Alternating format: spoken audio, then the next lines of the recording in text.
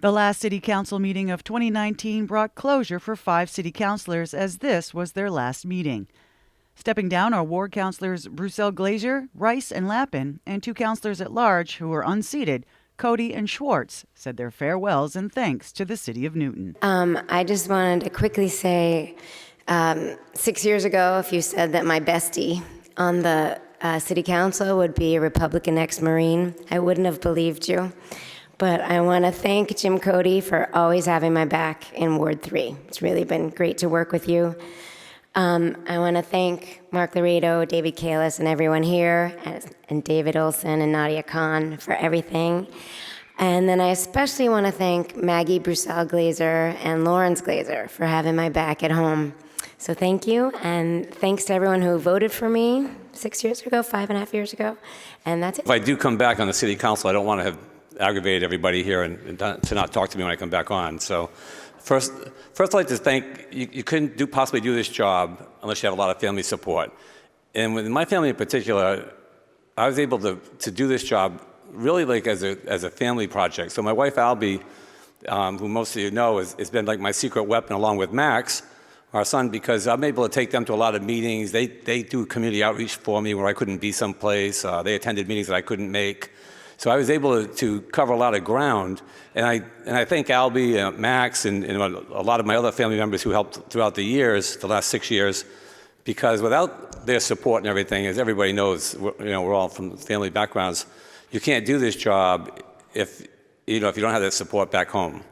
So thanking my family there, and then I guess probably a lot of people don't realize that we may have 10 children, 6 grandchildren, and a few others. I can't even remember all the secondaries we have, but I come from a family of 8 myself, an Irish family, so my getting elected in 2013 completed the Irish family. So my mother and father, my father's a deceased Attleboro police officer, but we completed the whole thing of what an Irish family had to have. So we have a deacon, we have military people, I have a sister married to cops, I have a sister who works in a hospital, so we had the whole cover. We didn't have a politician.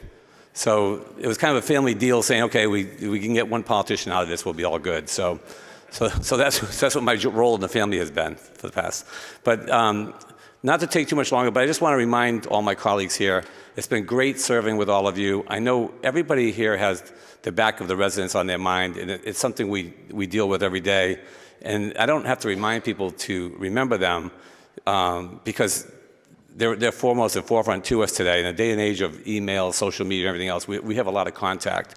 But so I take great pride in the fact that I served on the City Council for the last 6 years with a group of folks such as yourselves and previous members of the council that have just been doing such a great job for the residents, because a lot of what's out there, people just don't see everything that happens. And of course, between administration, poor Mark Laredo sat next to me for 4 years on my chair. So he had to be like my referee. So I thank a lot of people for that. And you notice my chair has nobody on the other side. That was by design. Mark felt they could only have one coverage for me. But so I'd like to thank everybody for for having me here.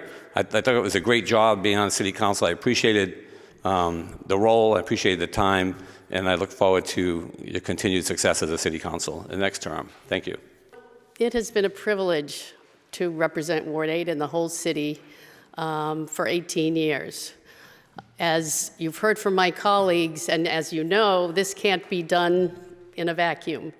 I could not have done this without the support of my husband, Fred, and my son, Max, and daughter, Samantha. Max set an example of how to step out of your comfort zone, and Samantha has been a supporter and a coach for years. It's her 30th birthday today. So I have served on 9 different city councils. I've served with 3 different mayors. I've chaired committees. I've been vice chairs of committees. I've been on search committees for department heads. I've been on the recodification committee, the redistricting committee. I feel like I've been there and done that. I also served in leadership for 8 years, and it was a privilege. I've even served as acting mayor 3 or 4 times. So I feel like it's been wonderful. I've really gotten to do a lot, and it's been a unique opportunity. I'm proud of the things we've accomplished together, and it has been a pleasure working with every single one of you. You know the commitment and the responsibility, and you all share a love of Newton that I have. As you know, I have community service in my blood, so I am looking forward to 25 hours of my week back, and I am looking forward to having Monday nights with my husband. And although I will not miss the night meetings and the 80 emails a day, I will miss each and every one of you. And I will miss working with you. I will miss socializing with you. I will miss your friendship. And we are all family. Well, actually, one of us really is. But I feel like we joke that we spend more time with each other than our family, which ends up happening, and you really are my family. So it is a pleasure, and thank you. And I know that the city is in good hands with this council. Thank you very much. I'd like to thank my wife, Bonnie, who, it's sort of like the good news, bad news scenario. I've usually been out 3-4 nights a week, especially with area councils. So the good news is I'll be home more often. The bad news is I'll be home more often. But especially because I like to have a lot of activities and a lot of going different places. So my Bonnie, I have a feeling, is going to be sitting there going, where are we going tonight? Where are we going tonight? So I'm looking forward to having more time with the family. But I served with a lot of my colleagues. It's been great working with this city council and the prior city councils. Going back 10 years. I appreciate working with Councilor Crossley for 10 years, Councilor Downs for 2 years, and Councilor Yates, who was really funny and enjoyable for 8 years. So I was the last Ward 5 alderman. As the ward alderman, I was the first Ward 5 councillor. I'm usually not the most verbose city councillor. We had 5 city councilors join the city council back in 2010, and I was definitely the last one to speak. I think it was like 2 months into the term, and when I raised my hand, President Lennon was like, "You are going to speak." And so, I figured I might stay here and do a filibuster, read the CIP for 3 hours, and get caught up with everything. I was lucky to be the chair and co-chair of the Programs and Services Committee over 6 years. I've seen a lot of things happen in Ward 5.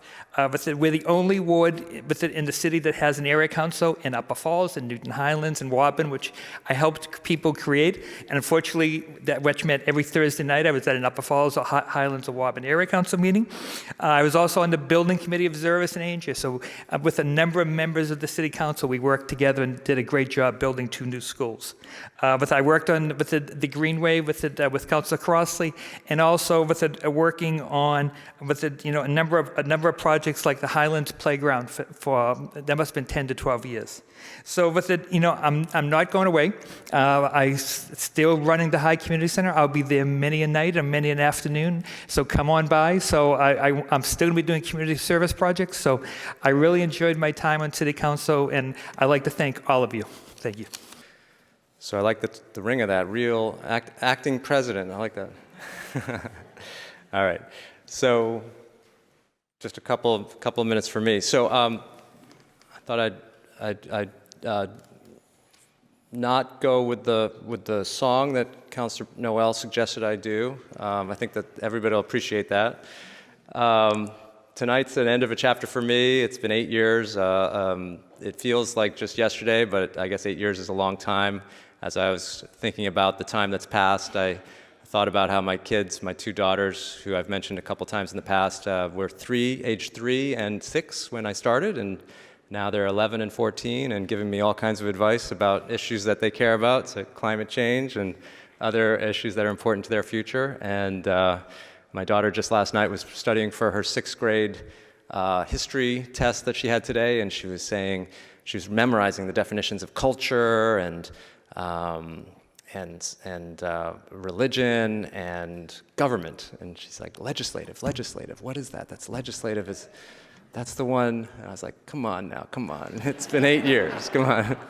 So she figured it out. She's like, that's the one that passes the laws. And then since her mom is a judge, I said, what about judicial?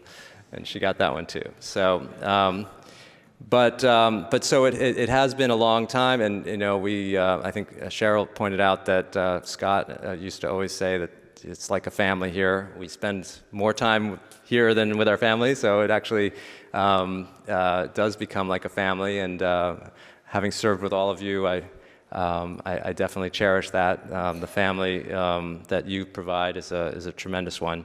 And as I was thinking about what to talk about, I thought I know you guys have heard a lot about my lawyer and a doctor, but I don't think you've ever heard about my family when I was growing up. So it kind of is a bit of the reason why I got involved, and that is that my father and mother were very active in local politics in New York City on the Upper West Side in the 1950s. They were leaders in the early Reform Democrats movement, which essentially worked to finally wrest the final control from Tammany Hall-style politics from the party bosses. Carmine DeSapio was the last remaining one, and they were right there with a couple of other prominent folks like Ted Weiss and Ronnie Eldridge, Bella Abzug, and even Ed Koch at that time.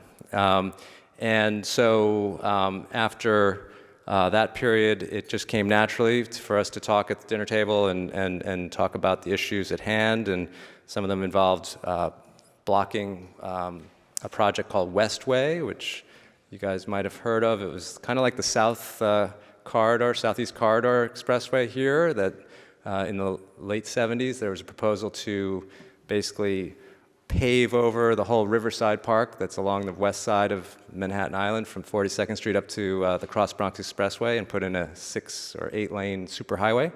So that was a big topic of opposition in my family, and we were part of that whole movement to block it, which we were successful. And then, of course, Trump City, which came in the late 70s in the area between 72nd and 66th Street, between West End Avenue and the river.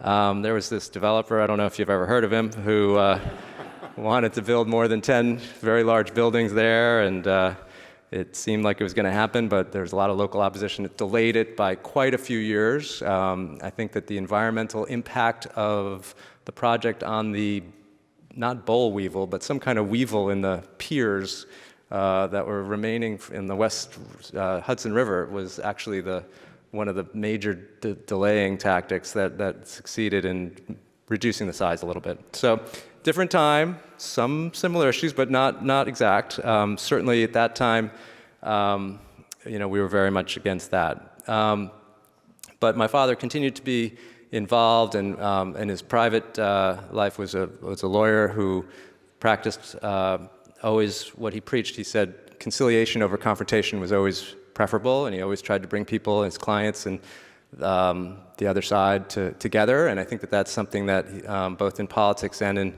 law is a good goal. And I think that's something that I've observed through my time growing up and in my earlier political life to see is very valuable. And I think that we've done that here. I would encourage all those who remain on the council to continue to work together. As President Laredo pointed out, we may disagree on some things along the way, but everybody here is motivated by doing the best for the city, and I don't think there's anywhere that's more evident than at the local level in our society right now, in our politic, that there's definitely the reassurance that I get from seeing the local level is still rooted in what's best and not what gets the most traction in some future conflict, political or otherwise. So while I'm watching you guys on if I don't know if my cable will get it, but on Monday nights I'll be, as I think Bill Murray said in Stripes, if we go into battle with his military colleagues, he said I'll be behind you the whole way. So I'll be watching from afar, and I cherish and really appreciate every one of you and all your friendships and the time that we spent together, and I look forward to all the great things you're going to do in the next couple of years. So thank you very much. There's a common theme that I think all 5 of you share, and it's this. Not one of you did this job for personal power or political advancement. You did this job because you cared deeply about our city. And the way you've done this job, and I think all 5 of you have done the job exactly that way, has been a wonderful model for us and I think all the residents in the city.